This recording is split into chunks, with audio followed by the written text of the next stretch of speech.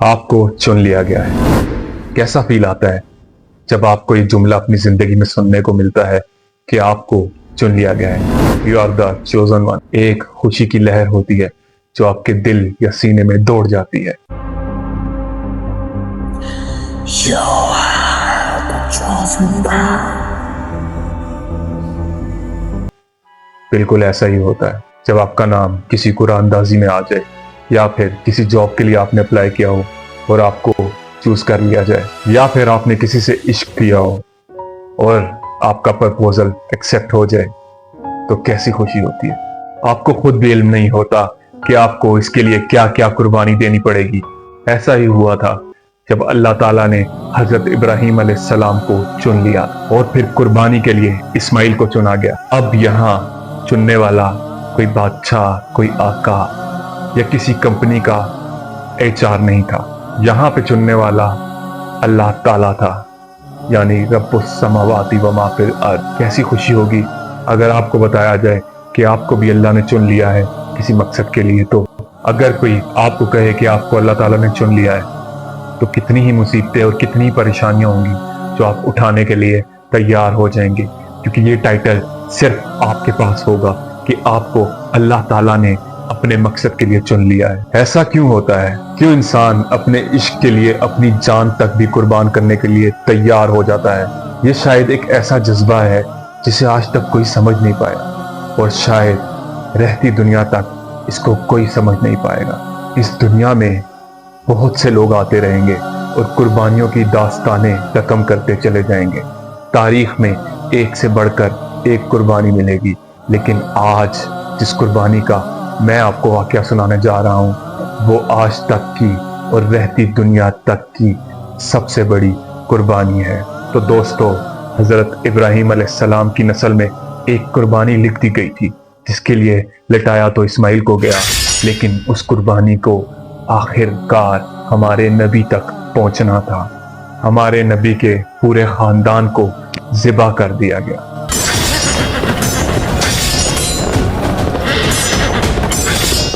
लेकिन उनमें से कोई भी अपने दीन से नहीं फिरा और ना ही किसी ने हक का साथ छोड़ा। तो दोस्तों, इस कहानी का आगाज होता है जब हजरत उस्मान रजी अल्लाह ताला अन्हु को कत्ल कर दिया जाता है, और उसके बाद एक फितना उठता है और वो फितना एक जंग में बदल जाता है। हजरत उस्मान के कत्ल होने के बाद हजरत अली को खिलाफत दी गई, जिस पर अमीर मुआविया रजी अल्लाह ताला अन्हु ने कहा कि मुझे उस्मान के कातलों का कसास चाहिए, यानी बदला। यहाँ से एक ऐसी जंग का आगाज होता है जिसको तारीख में जंगे सिफीन के नाम से जाना जाता है। ये जंग हजरत अली और हजरत अमीर मुआविया के दरमियान में हुई, लेकिन होता कुछ यूं है कि हजरत उस्मान रजी अल्लाह ताला अन्हु के कातिलों का पता लगाना मुश्किल हो जाता है, क्योंकि वो मिस्र से आए थे और झुंड में थे। किसी को कोई खबर नहीं थी कि हजरत उस्मान रजी अल्लाह ताला अन्हु पर वार किसने किए, और इस सब में हजरत अली रजी अल्लाह ताला अन्हु को खिलाफत दी गई। तो हजरत अली रजी अल्लाह ताला अन्हु ने फैसला किया कि पहले रियासत को संभाल लिया जाए, उसके बाद इन सब पर कानूनी कार्रवाई की जाएगी। नतीजा ये हुआ कि दोनों के दरमियान जंगे सफीन का आगाज हो गया।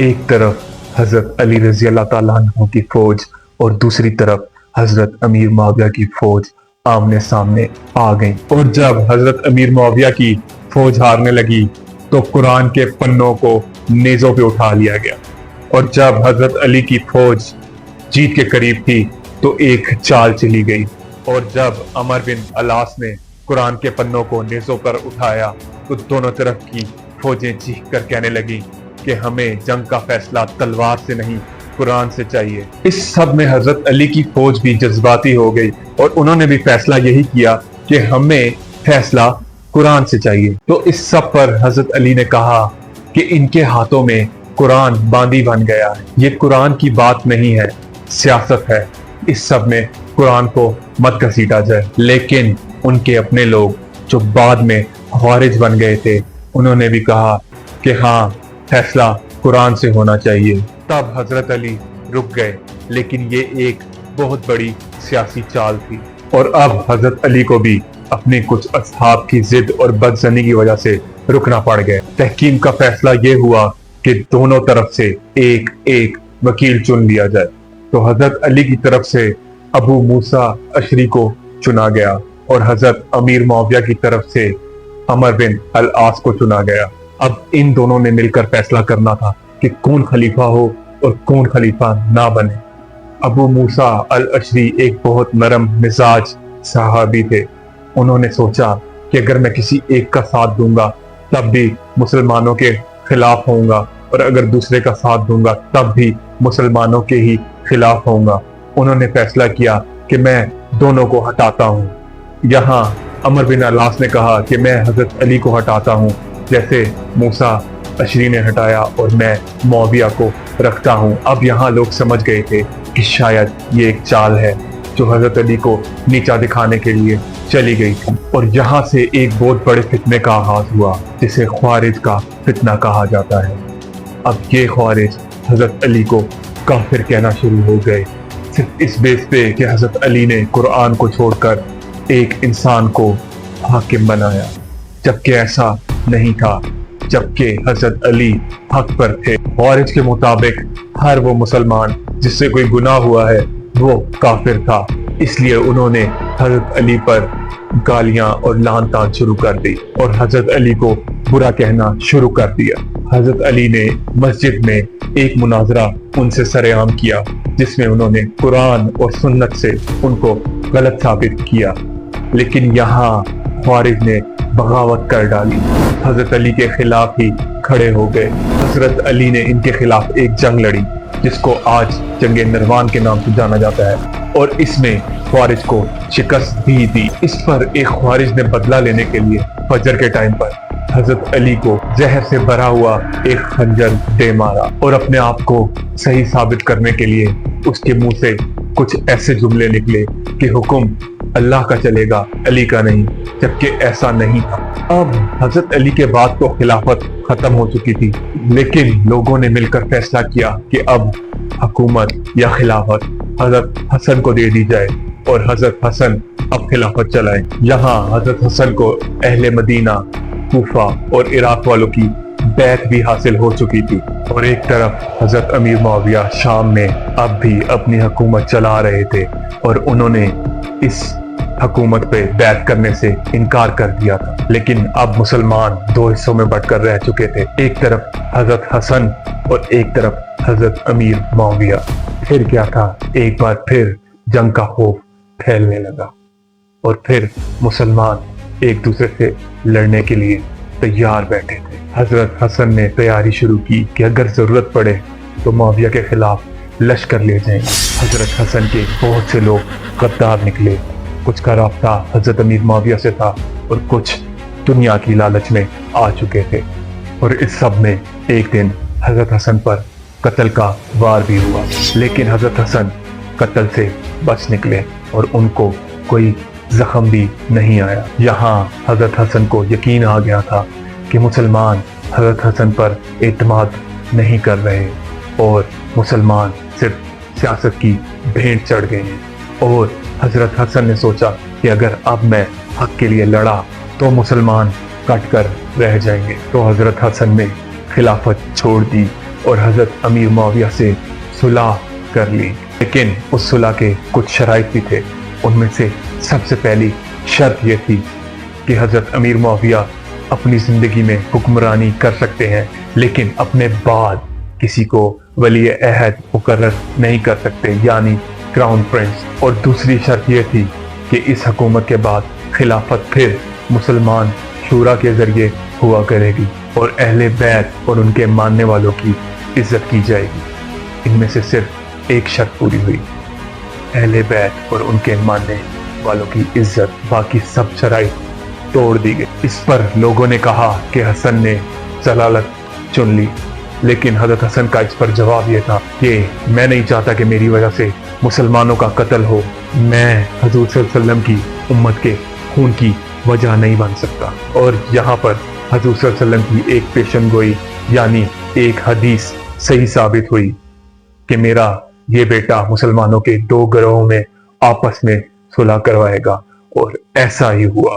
और 49 या 50 हिजरी के करीब हजरत हसन को जहर दे दिया गया और हजरत हसन जहर की ताब ना लाते हुए शहीद हो गए। हजरत हसन ने अपनी वफात के वक्त कहा कि मुझे ऐसा जहर दिया गया है जो मुझे अंदर तक जला रहा है, और कहा कि मुझे मेरी माँ फातिमा के साथ दफनाया जाए, और अगर कुछ लोग मानने से इनकार करें तो बेशक जन्नतुल बकी में दफना दिया जाए। और अब कुछ गुनाहगार लोगों ने हजरत हसन के जनाजे तक पर तीर बरसाना शुरू कर दिए, लेकिन आपको आपकी वसीयत के मुताबिक जन्नतुल बकी में दफन किया गया। और यहाँ से हजरत अली और हजरत हसन के वाक़े का इख्तिताम होता है, और यहाँ से एक और हैरत अंगेज वाक़या शुरू होता है जो कि हजरत हुसैन रजी अल्लाह ताला अन्हु का है। वादा वफा करके रहा सर न झुका। सन्नाटा था करबला के सेहरा में, सिर्फ रेत उड़ रही थी। एक तरफ ताकत का समंदर और 30,000 का लश्कर, और दूसरी तरफ 72 चिराग, और उनमें से एक एक चिराग हक की रोशनी में जल रहा था। और दूसरी तरफ मुसलमानों का पहला बादशाह, जिस पे बादशाह गई खिलाफत के बाद अपना ताज पहन रहा था, जिसका नाम था यजीद बिन मुआविया। नबी सल्लल्लाहु अलैहि वसल्लम के घराने को कहा, या तो मेरी बैत कर लो या सब के सब कत्ल हो जाओ। इस पर हजरत हुसैन का कहना था कि मेरे जैसा शख्स यजीद जैसे फासिक की बैत कभी नहीं करेगा। पर यहाँ कूफे से हजारों खत आना शुरू हो गए कि आए हुसैन, हम आपके साथ चलेंगे, हम आपका साथ देंगे। और अब हजरत हुसैन मदीना छोड़कर सबको लेकर रवाना हुए। बच्चे, औरतें, जवान, बूढ़े सब साथ थे। मगर जब करबला पहुंचे तो सिर्फ खामोशी थी, कोई साथ देने वाला नहीं था। अब कूफे वालों ने तो पीठ फेर ली थी, और दूसरी तरफ यजीद ने अपना लश्कर हजरत हुसैन को कत्ल करने के लिए भेज दिया था। हजरत हुसैन के खेमे के सामने तो दरियाए फुरात बह रहा था, लेकिन 7 मुहर्रम को उन पर पानी बंद कर दिया गया था। बच्चे रोते रहे, औरतें तड़पती रहीं, और हुसैन यही कहते रहे कि मैं जंग नहीं चाहता, इन सबको छोड़ दिया जाए ताकि मैं वापस चला जाऊं। लेकिन जवाब आता है कि या तो बैत कर लो या फिर सबकी गर्दनें कटवा दो। और फिर 10वीं मुहर्रम के दिन हजरत हुसैन ने अपने खेमे का पर्दा उठा दिया और अपनी औरतों को देखा, बच्चों से मिले और कहा कि शायद ये आज मेरी आखिरी मुलाकात हो, मेरे लिए दुआ करना। फिर जवान खून का पहला कतरा यानी अली अकबर गिरा, नबी का हमशक्ल हुसैन का बेटा अली अकबर, जो कि बहादुरी से तलवार लेकर निकला और लड़ते लड़ते शहीद हो गया। हजरत हुसैन अलैहिस्सलाम ने उनकी लाश को उठाया, देखा तो चेहरा जख्मों से भरा हुआ था और कहा कि ए अल्लाह, आज मैं तुझ पर अपना सबसे प्यारा फिदा कर रहा हूँ। यहाँ फिर खून का दूसरा कतरा गिरा, यानी अली असगर। हजरत हुसैन ने अपने हाथों में मासूम अली असगर को उठाया और कहा कि अगर मुझे पानी नहीं देते तो कम से कम इस बच्चे को तो दे दो। इस पर एक तीर चला और उस छोटे 6 महीने के बच्चे के गले से पार हो गया। तो हजरत हुसैन ने उस छोटे से बच्चे की लाश उठाई और जमीन में कब्र खोदकर अपने अली असगर को दफन कर दिया। हजरत अब्बास, जिसे करबला का शेर भी कहा जाता है, हजरत हुसैन के भाई बहादुरी से निकले, जिन्होंने सिर्फ दरिया से पानी लाना था। तो उन्होंने पानी उठाया और सोचा अभी अली असगर प्यासा है, छोटा बच्चा है, उसने भी अभी तक पानी नहीं पिया। पीछे से वार हुआ और उनका हाथ काट दिया गया, लेकिन अब भी वो पानी का मशकीजा उठाए हुए थे। लेकिन फिर उनकी छाती पर वार हुआ और वो नदी में गिर गए। हजरत हुसैन भागे अपनी भाई की तरफ और जब उठाया तो देखा कि भाई के आंखों से रोशनी जा चुकी थी। यहाँ पर हजरत अब्बास ने हजरत हुसैन से कहा कि भाई आखिरी बार चेहरा ही दिखा दो। तो हजरत हुसैन ने नकाब हटाया और अब्बास की आंखों से आंसू टपक पड़े। लेकिन अब एक आखिरी सिपाही बाकी था, हजरत हुसैन रज़ी अल्लाह ताला अन्हु, सिर्फ जिन्होंने सिर्फ जंग नहीं की थी बल्कि एक मिशन कंप्लीट किया था, अपने दीन पे कायम रहने का मिशन। और हजरत हुसैन ने कहा, मैं इस्लाम बचाने निकला हूँ अपनी जान लेकर।